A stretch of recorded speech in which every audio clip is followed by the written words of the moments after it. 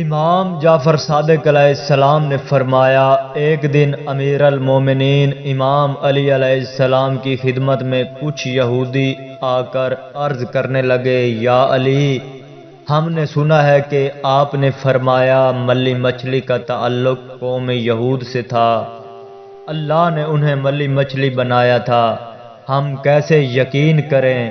یا علی، ہمیں کوئی ثبوت دیں، یہ کہنا تھا۔ امام علی علیہ السلام نے زمین پہ ہاتھ مارا اور زمین سے ایک لکڑی اٹھا کر دو حصوں میں تقسیم کر کے کچھ کلام پڑھ کر لکڑی کو دریائے فرات میں پھینک دیا۔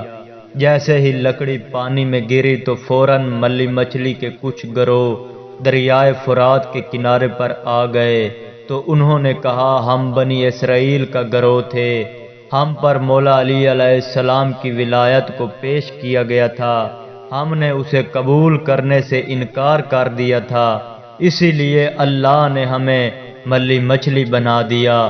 یاد رکھنا، ملی مچھلی ایک لمبی مچھلی ہے جس پر چھلکا نہیں ہوتا۔ مذہب شیعہ میں ملی مچھلی کھانا حرام ہے۔